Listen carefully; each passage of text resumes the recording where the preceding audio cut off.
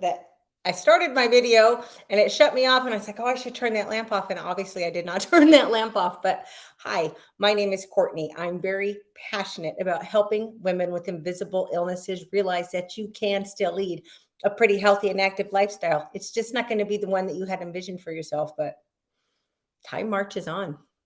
The hell else are you going to do? First, happy Halloween. I actually love Halloween, although you wouldn't know it. So I guess my costume is an Alaskan in Texas.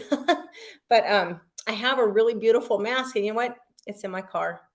I paid a lot of money this is going to be a little bitch session here. I paid a lot of money to ship my car because I love my car. I didn't want to sell it and buy a new one. And the shipping company had excellent ratings. I don't know how they got excellent ratings because they suck.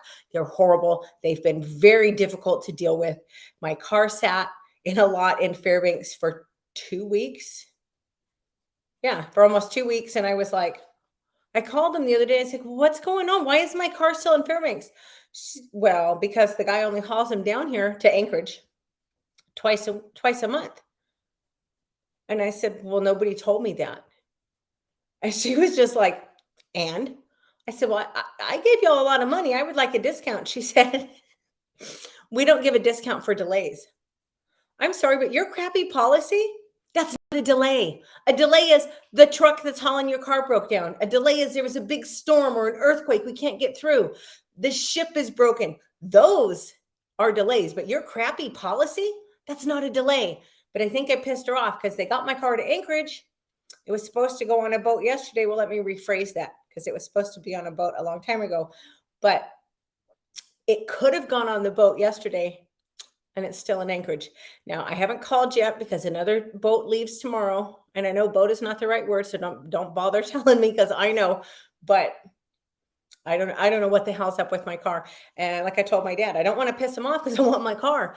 After I get my car though, yeah, I'm going to raise a little hell. I'm going to file a complaint actually with the Better Business Bureau.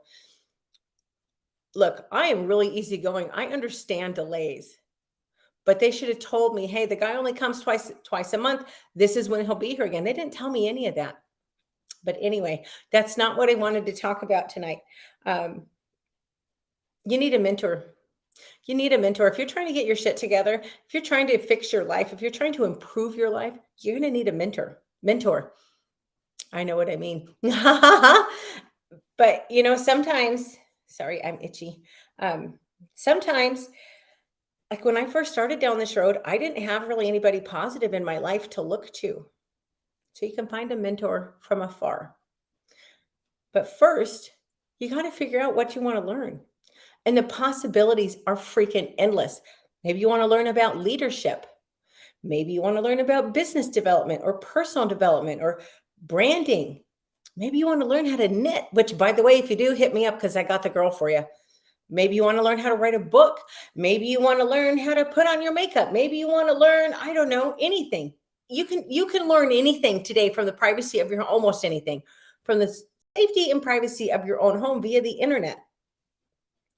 But you're going to have to find an expert. You got to find a mentor. Now, here's the thing. Number 2.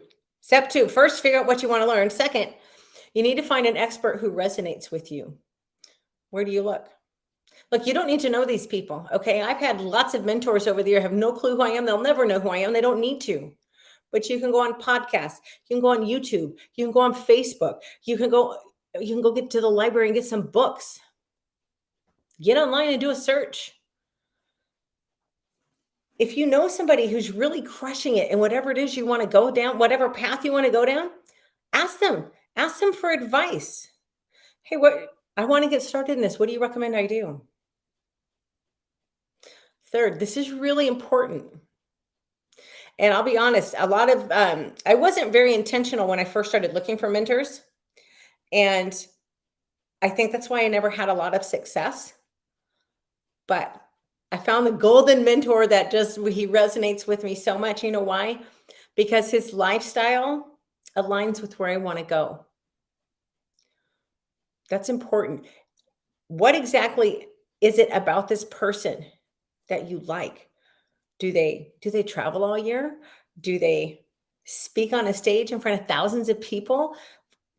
Which, oh, hell yes, that sounds like so much fun to me. You know what? My mentor does that. Did Does the expert you found, do they hole up on a mountaintop retreat to write in solitude all winter? Because you know what? If that's what you want to do, finding someone who travels the world and speaks in front of thousands of people, probably not the best match for you. And conversely, if you want to travel around the world and talk to thousands of people at a time up on a big stage, you probably don't want to find a mentor who likes solitude and likes to hermit up on a mountaintop. There's nothing wrong with that. I'm just saying you've got to find somebody who resonates with you, somebody who's living the life, who's going in at least in the direction that you want to go. Look at their family. Look, if you're trying to improve the relationships in your life, someone who's been married 6 times, they're probably not the best match for you. Don't turn to them for relationship advice.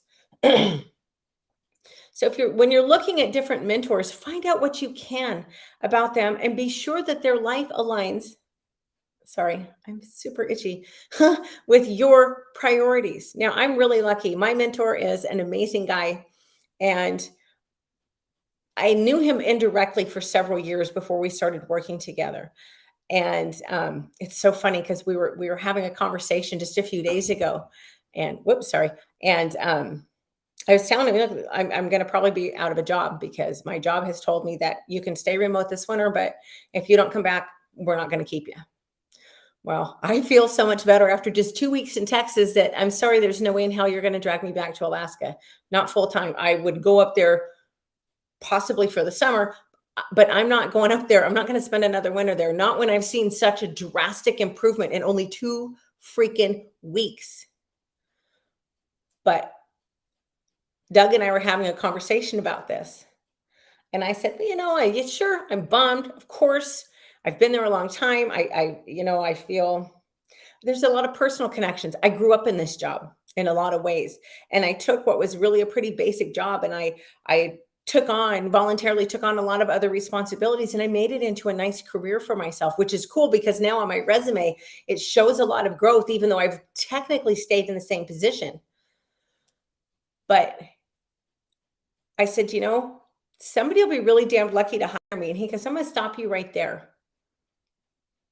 What would you have told me 3 years ago? What would you have said 5 years ago if you were told that you weren't going to be retained?"